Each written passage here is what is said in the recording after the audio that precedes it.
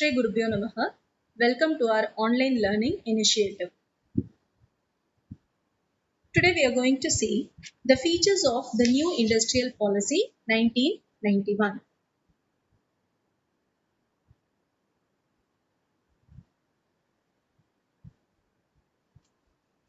The first feature of the new industrial policy is delicensing. The government abolished licensing for all projects except only 6 industries. Then it decreased the role of public sectors. So the public sector unit have been reduced to only 4 industries and remaining industries were opened for private sector. The public sectors were some of them were sick units and those public sectors were given to the revival. They were brought under a board and they were given a chance to revive themselves. Otherwise, the government started to disinvest out of those public sectors.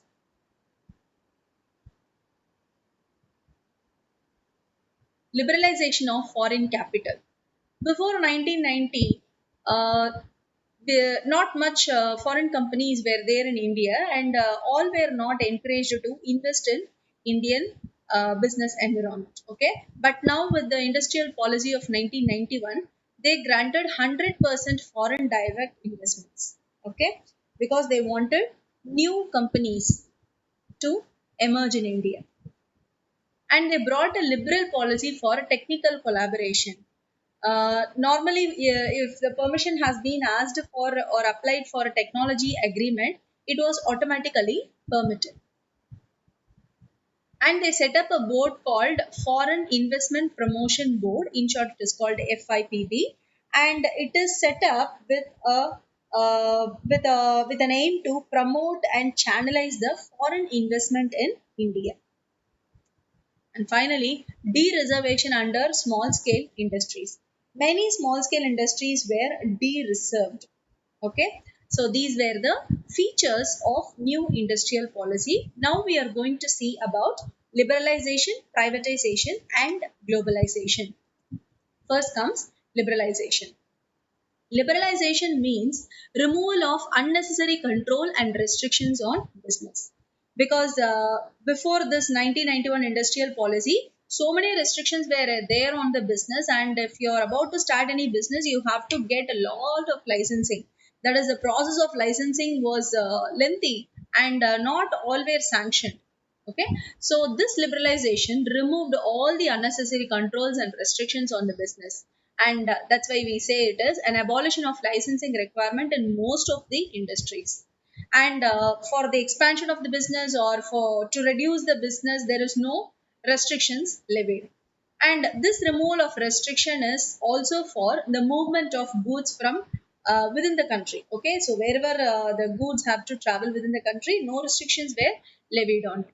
And freedom was given to the enterprises in fixing the prices of goods and services. Like they will just give the maximum retail price, and within that the ceiling will be fixed by the government, and within that ceiling they have to fix their prices. Okay, and the tax rates were also reduced and unnecessary controls were also lifted over the economy. Tax rates like for imports and exports, the procedures were simplified and the tax levied on it also was decreased. Okay, and liberal process to attract foreign capital and technology into India. So liberal process to attract us, we wanted more of the foreign people to invest into Indian industries and to have more MNCs into India. We liberalized all these process to attract mostly the foreign capital, and we also wanted to adapt their technology into Indian business environment. Okay, next comes privatization.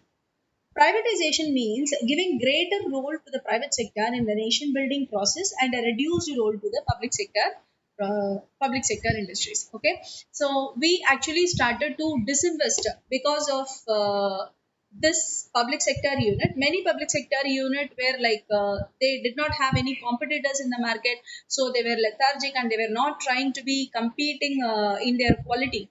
of the product. Okay, so they became sick units as there was no demand for such products. It was like us. It became sick units, and those sick units were under the public sector.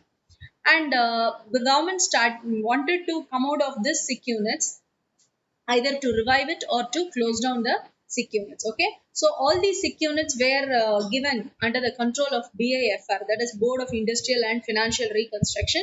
So it was set up especially to revive the sick units, public sector sick units. Okay, and if the board finds that the unit cannot be revived, then ultimately they will just give voluntary retirement to all employees who are working there and wind up the whole company. Okay, so this was the process followed.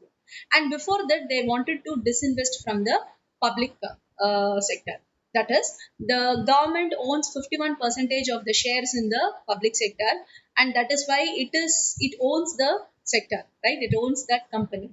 Now, what they did is they just sold their share into the market, and those people who got those shares become the owner of the company, right? So in this way they wanted to disinvest from the public sector and convert it to private sector. Okay, so that when the number of shares comes down from 51 percentage from the government side, then ultimately it becomes a private sector. Okay, so this is what they did in privatization. Next is globalization. Globalization actually means integrating the various economies of the world, leading towards the emergence of cohesive global economy. That is, well integrated global economy. So they wanted to integrate the various economies of the world. That is, India also should enter into the global market. Indian products should be competent when compared to other products in the global market. So for this, they actually reduced the taxes of imports and exports first, because only when the duty is somewhat reduced, the duty is the tax paid for any imports or exports. Okay, so that was reduced. Till 1990 the government strictly regulated the imports through licensing of import, tariff restrictions and quantitative restrictions. So all those things were removed now, and this new economic policy aimed to liberalize foreign trade. So the country doesn't remain isolated from the rest of the world. That is what they wanted, to take the business of Indian entrepreneurs into the global market. Okay, so that's why they liberalized all this. And with this globalization, the business enterprise can easily serve customers in a distant geographical market. So it is you can just see a very good example is going on nowadays in the global market. People who are living in any part of the globe can use the products which are available only in India, because it's no more like restricted, isn't it? Our brands are available in the global markets and it can be easily exported. Those millets which we get only in India is available for anyone who is residing anywhere in the part of globe. Okay, and spices, anything for that matter, any product which was available earlier only in India now was available for the whole world, or any products which was available only in the western country is available even in India now, nowadays, isn't it? So this was all possible only because of globalization. And this globalization increased the interaction and interdependence among the various nations of global economy, because when we enter into global market we cannot be um, I mean we cannot be independent always, we have to depend on other countries also, isn't it? So the level of interaction among the global countries increased when India entered into globalization. And business enterprise can easily serve customers in a distant geographical market. So that is possible only with globalization. So these were the new industrial policy of 1991, which marked a dramatic change in the economy of India. Okay, so that's all for today. Thank you, children.